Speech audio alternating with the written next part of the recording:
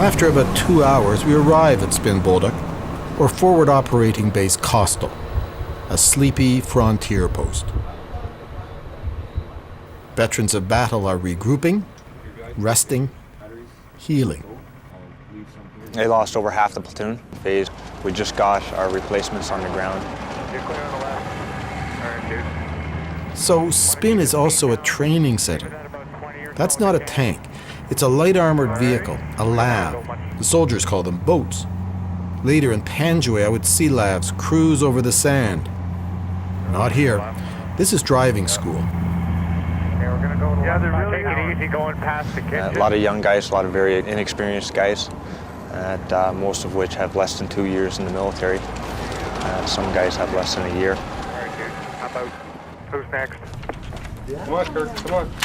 Kirk. Yeah, sports officer. Get up there. Sergeant Scott Russell is a patient, though somewhat profane, instructor. Get in your fucking order and come down. I'm sending 2 guys around that corner at a time, all right? I'm the 3rd guy in the order of march, so I'm gonna come out and start plying it, all right? They don't have much time to get the replacements up to speed.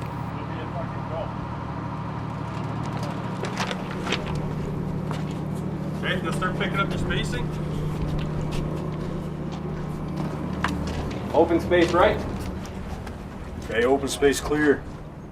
Guys have been through a lot, and guys that have got pretty close, so coming in as replacement, we got to do it in a short period of time because we're getting thrown right to the fire. You're the number 2. You're going to take the bomb, obviously hold it in the tip of your hand. You can just let go, drop it gently. As soon as you drop it, you're going to bring your hand around and down so you get it out the way quickly. If you don't get it out of the way quickly, you're going to be losing fingers, because when that bomb shoots out, it's going to take a thumb or a finger with it. I've never been in it. I've never been in what everybody calls the shit. I don't know if you can put that on camera or not, but I've never been in anything like that, so it's hard to say if I'm ready. I'm as ready as I can be. If something did go off, a car bomb and that, you're going to lose a couple guys, but you always lose somebody. And that brings the point why it's important to have your point man. He's the guy that has to approach the vehicle. Somebody has to take the risk, and he's the sacrificial lamb.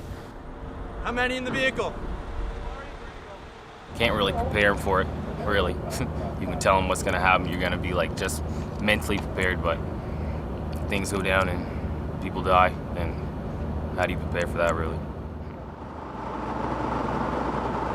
The last time 8 Platoon was on television, just covered in blood, good to go. He said no, but you know, you don't have time to mourn for it right there. You got a job to do. Turned around, kept doing what I had to do. Not easy. My warrant, Mellish, he was the best warrant I've ever had. Probably, and hopefully not, the best warrant I'll ever have, but one of the last things he said to one of the fellas before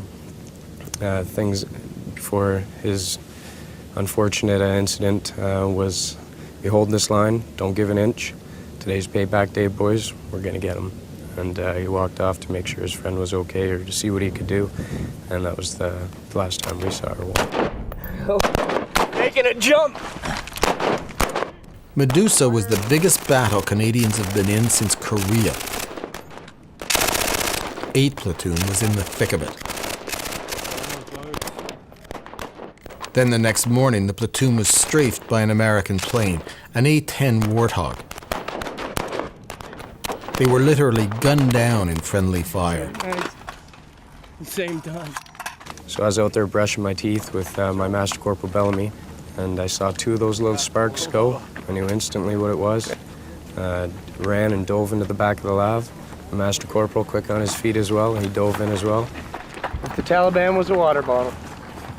Fortunately for me, and unfortunately for him, he landed on top of me and took a couple hits for me.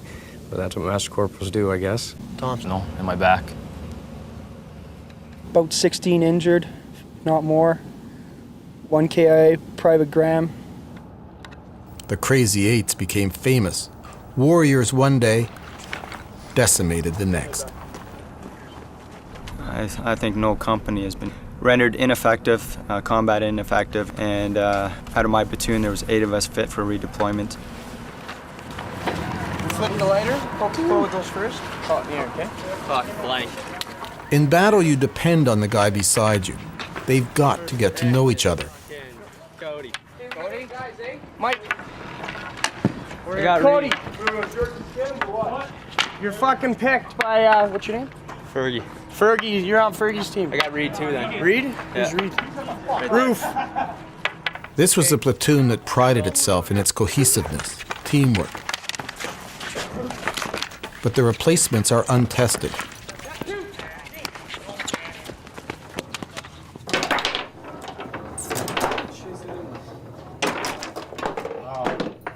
Still, the replacements are beating the older guys at foosball, much to the frustration of John Bellamy. He's the master corporal who jumped into the back of the lav and took the shrapnel, heading for Private Keegan.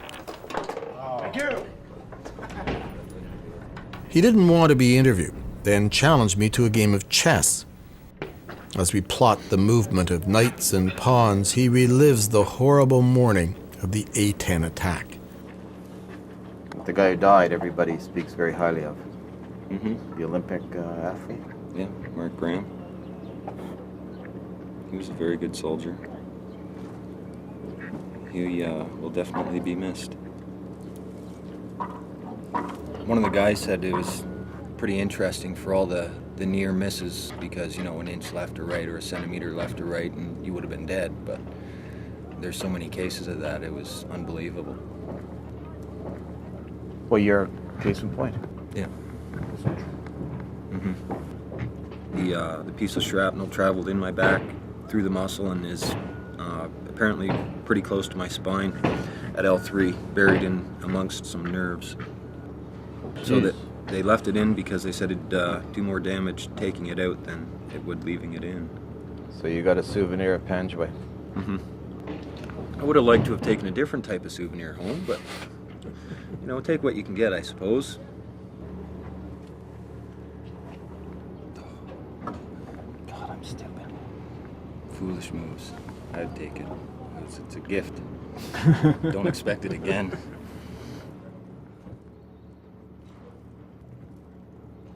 Think these young kids are ready? Not even close. The new ones that we just got? Yeah. Nobody can prepare you for some of the things that you're going to see out there. Throwing your dead friend in the back of your boat. How do you prepare for somebody for that, you know? You can't.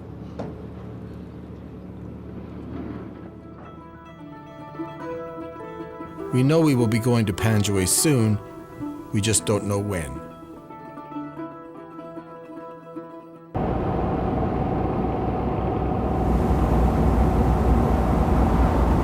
We've been with 8th Platoon in Spin Bolduc for a couple of days. The border with Pakistan has been quiet. Pop down, see if you can see anything on the horizon. Still, they keep eyes on in the lab as the training continues.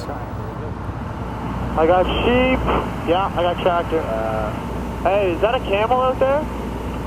There's a pretty good chance. Holy fuck, I've never seen a camel before. How the fuck have you never seen a camel? Man, look at the size of that camel. That's huge. All right, guys. What you're here to do is to listen to my version of what happened on the 3rd. From this low wall here, all the way to here, from the school, and from these compounds here, the enemy had us in a U-shaped ambush. This was a prepared kill zone. Sergeant Scott Fawcett briefs the replacements with his personal account of September 3rd, Operation Medusa. So once we got the casualty collection point up and going, it is mayhem. You have wounded coming in. You still have a battle ongoing. You are taking stress casualties and you have taken dead. You have to stay focused on what you're doing. I know you're tired. I know you're mentally stressed out. I know you're terrified. All right? But the enemy was still engaging us even out in the wadi. All right? So when you get out of the back of that boat and all the casualties are being carried in and all the battlefield noises are coming in, you still have a job to do. And you have to do it. All right.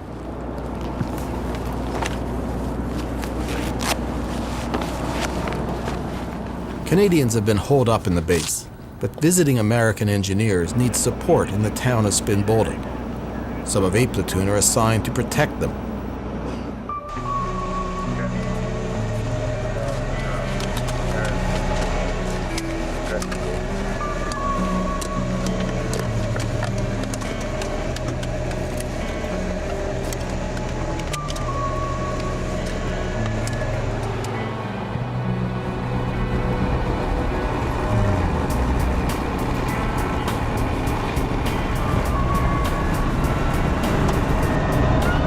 There's some anxiety.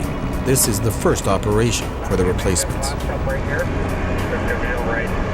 Hard right, okay.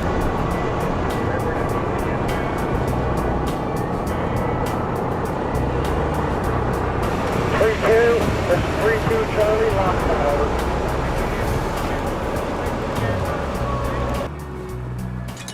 over. Eventually, Afghan police, working from this station, will try to control the region's drug trafficking. Good traps?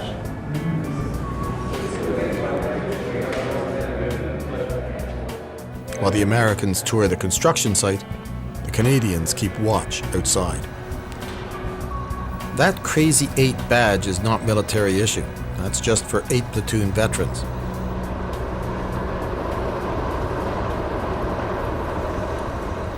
Sergeant Chris Jeeps leads the operation. You constantly move. You don't want to stand in one spot in case there's any chance of sniper fire, and it doesn't create a good target for the enemy to hit you with. So.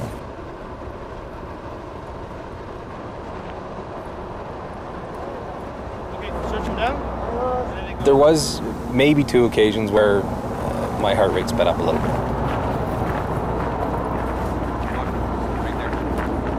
A couple of Afghani guards wanted to come in, and they didn't understand why they couldn't, and we wanted them to stay back until we can confirm who they were.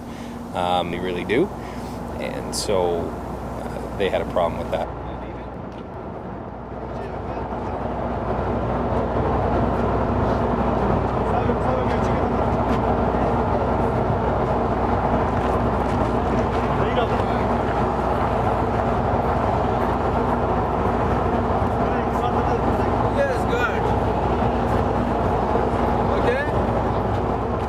My first experience with having to worry about possibly having to pull the trigger. You were ready to pull the trigger if you had to? Absolutely. There's nothing on this planet that would make me want to leave my wife and little girl without a husband and father. So that's what it boils down to. I'm here to protect myself, my fellow soldiers, and my family. The mission is a success. Some soldiers said they heard gunfire, warning shots. I didn't. But a few days later, there was an attack. On the same road we had traveled to town, an IED, an improvised explosive device, exploded under an Afghan national policeman's car. He was rushed to the base. Do you have means of transportation for the victim? Roger, we'll be bringing him in by gators momentarily. Do we have an ETA on that boat when it's coming in? You'll get it when we get it. Turn whiskey, Roger. He would lose one foot and almost the other. Lift! Good work, guys. Okay, walk on over. You can hand the IV bag to the medic. I'm going to hop up here with the doc. You need any more back here, or you good? Good back here if with the mask corporate right there. I got you. You just need one there? Just take it easy, not too fast.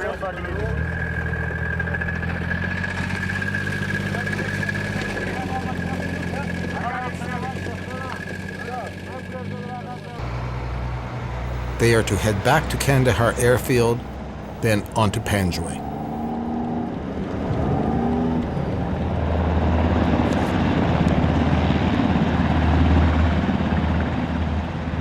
Still got shrapnel piece? At the airfield, 8 Platoon hooks up with Lieutenant Jeremy Hiltz, who's been on leave.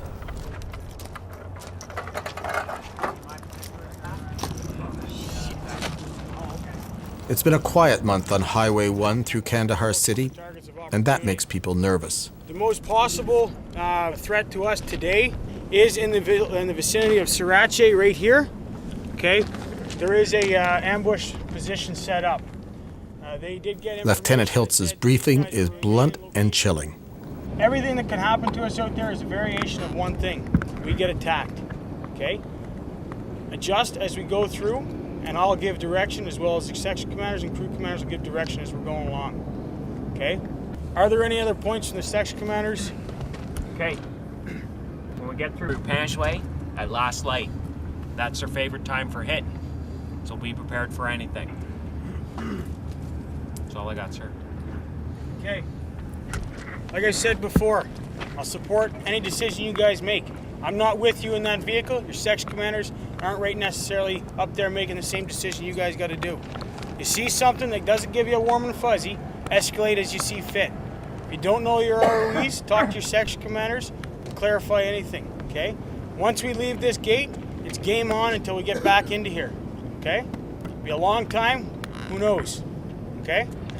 It's good times, boys. You get the soldier, it's awesome. Okay, you got guys beside you, like I said. Let's get our heads into the game and let's do the job. Right on, good to go. Mount up.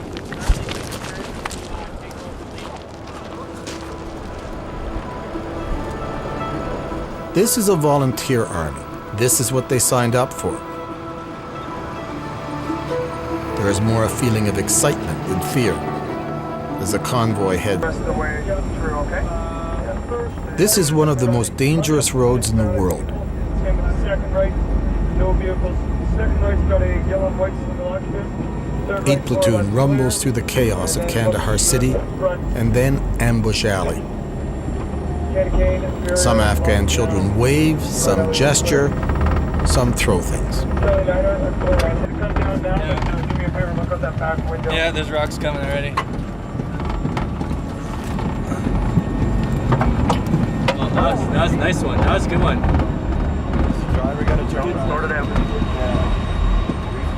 Guys like Randy Power and Peter Mitchell have taken this trip before. A few tense, cramped hours heading west.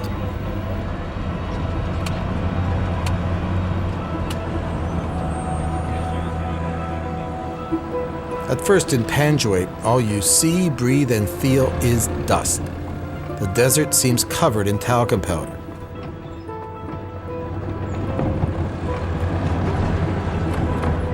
It's a land of wadis, dry riverbeds, hiding Taliban fighters, natural trenches, like the ones 8th Platoon now call home.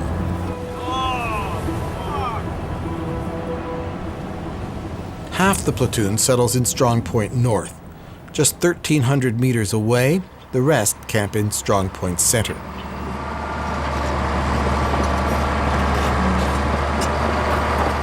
They are assigned to guard the construction of a road which will carve through Panjwai. Paving the dust will make travel more efficient and much safer.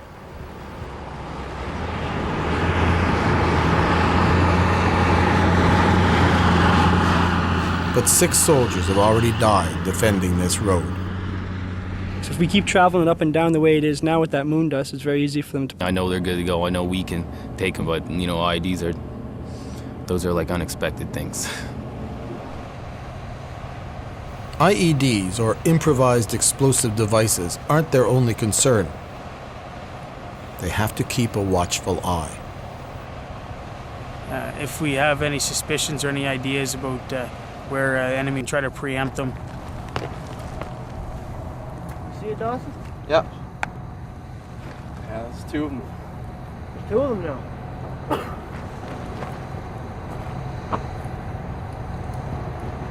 No way, I see him. Sergeant Jeeps leads a group, including an interpreter, to question a suspicious family.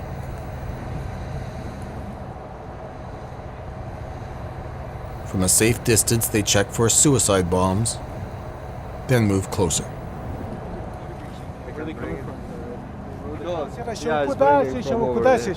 that later on today or tomorrow?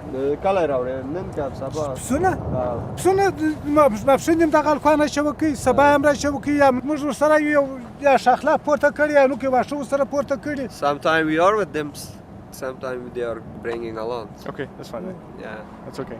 If he just, when he goes to get wood. Just keep back a little bit.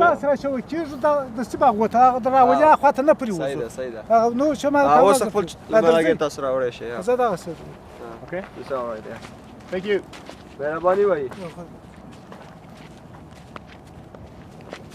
Sounded like he was a little upset. Yeah, that's. Was he? Yeah. Yeah, that guy's his brother, I think. Okay. Yeah. All right, let's head back. That's your seal.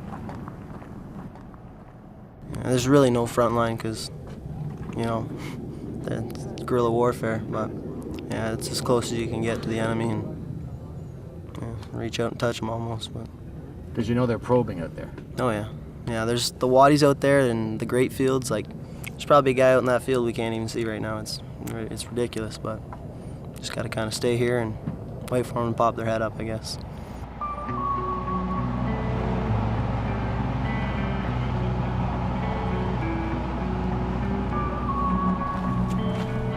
Almost every day they go out on patrol. Stay in the tire tracks. Today they hook up with the ANA, the Afghan National Army. The two strong points meet. Probably that fucking gray putt and basically behind it is going to probably be our right of mark because we can't fire anything down close to it. Yeah, well, you guys are going to lose sight of us once we hit that tree line anyways. It might have pick us up. So. Okay, so we're good. Yeah. I'm not worried about it. All right, have a good one, right? Yeah. See you in a bit.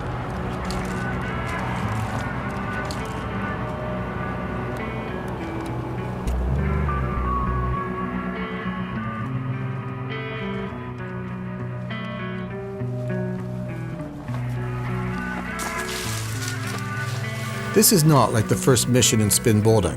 That was somewhat anxious. This is the region where most Canadians have been killed.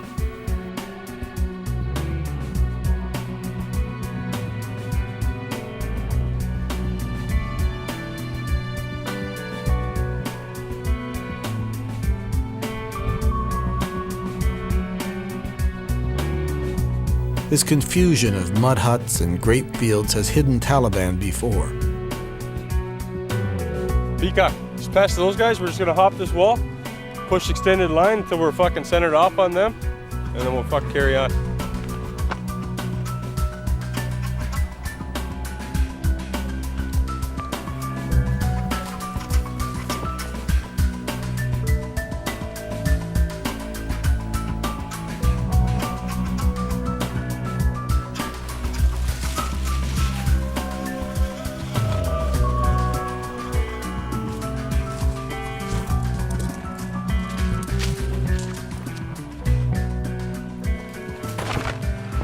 For you guys who haven't, who just got here, you can see the defensive nightmare it is to attack somewhere like this. They got fucking tunnels and fucking shit all over the place, trench systems and everything else. We did notice some of the grape putts have piles of brush. They've been finding weapons caches and ammo caches and stuff like that under them. So tomorrow morning we'll discuss future operations. We'll probably go in with some engineer assets back to those grape putts, turn the brush over, light it on fire, see what cooks off. It's often said that a soldier's life is 10% excitement and 90% boredom.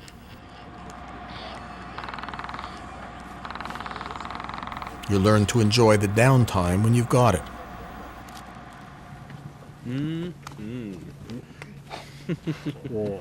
What do you got there? I don't know. Sloppy Joes. Sloppy something.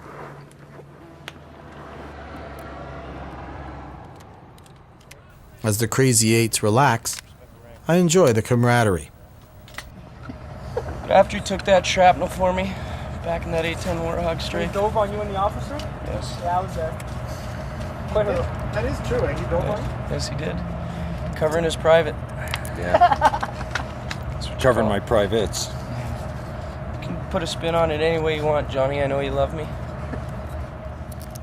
In Strong Point's center, Taliban have been spotted about 1.5 kilometers away. A LAV moves in from another platoon for a coordinated show of force, looking for reaction.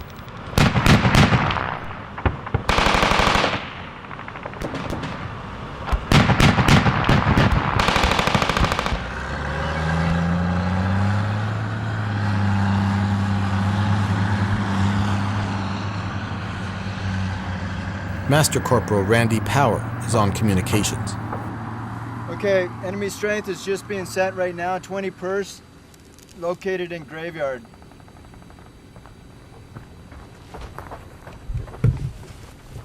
Three ones actually. 3 ones putting in an indirect 60mm roll. And 20 pers been spotted in the graveyard there and taking up defensive positions. Rounds are in the air now. Rounds are in the air. 10 seconds.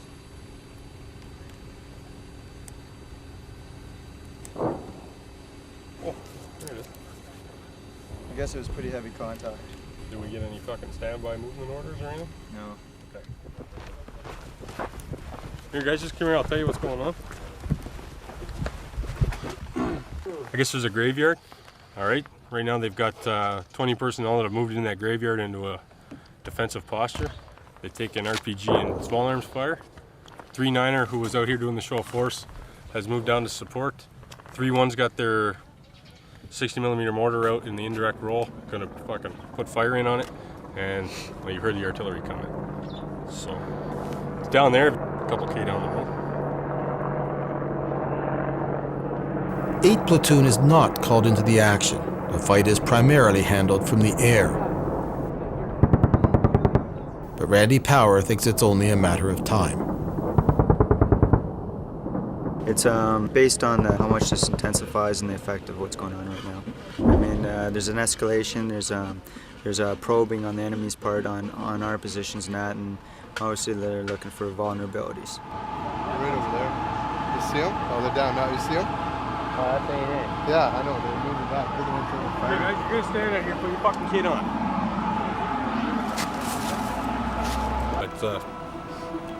It's Afghanistan.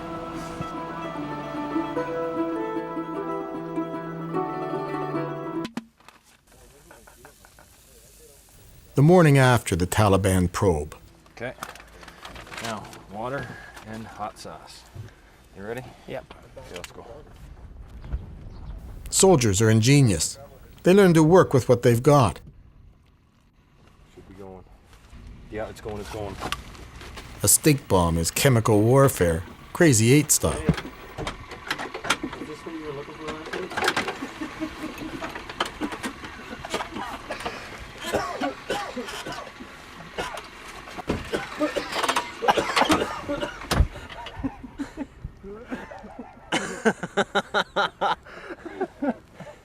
I think that's funny. Fuck, guys. Where's your gas mask, Kirk? A lot of good it's doing, yeah. After a few days, I get the rhythm. You're on watch or waiting your turn. I realize that I have stopped thinking of them as replacements and veterans. They are now all soldiers. By our last day, I'm starting to feel at home in the dust, settling in as Private Steve Keegan holds court with a message for home. Tell the camera what is in that letter. This is a letter to Don the Man Cherry, Voice of Canada, and that other guy, was Ron, I think. Ron? Just kidding, Ron. I love you too, buddy. Tell Matt to grab the fucking team by the horns this year and win it. For fuck's sakes. Jesus. I could die this year. I would have never seen the Leafs win. Keep that on your fucking conscience, boys. Oh, buddy. Well, at least you're not a Habs fan.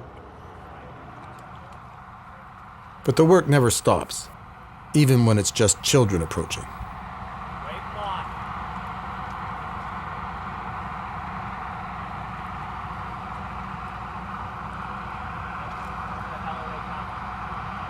Don't let him in.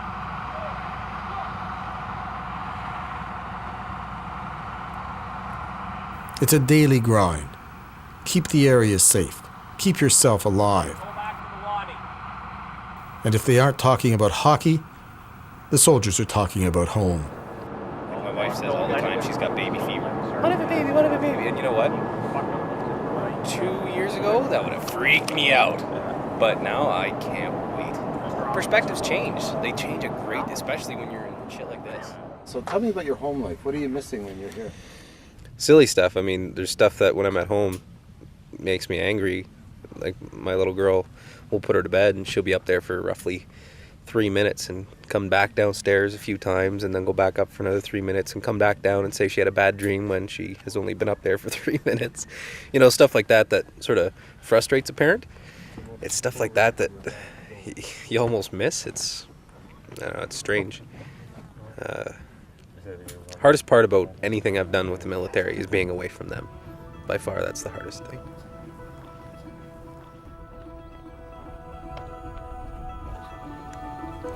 You here to replace me? See. 6 purse, funny males. Yeah, but they were just hucking that shit off the roof earlier to the front of us.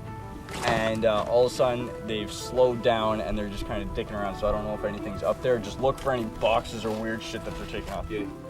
What do you worry about? I guess it's how my friends and family's gonna react if I don't make it home. That's the only thing I worry about. I'll be dead, so I don't have to worry about that, but I worry about how they're gonna feel.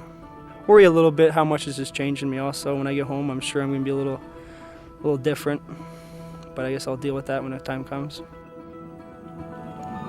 3-2, let them know we've got a jingle truck that's approximately 200 meters west of my location, 6 times fighting age males.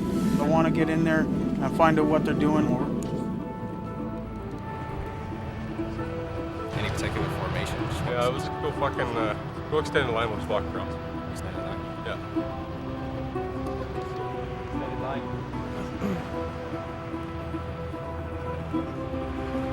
Yeah.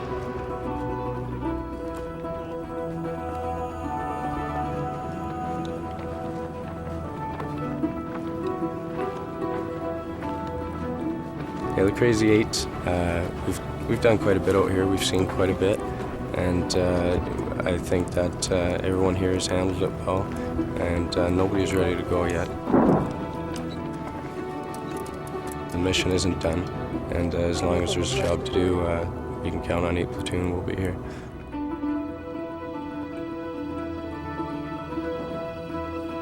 At the end of October, we headed home. Just before Christmas, I got an email from Private Keegan. 8 Platoon stayed out in the Panjwai dust for 57 days straight. They returned to Canada in late February.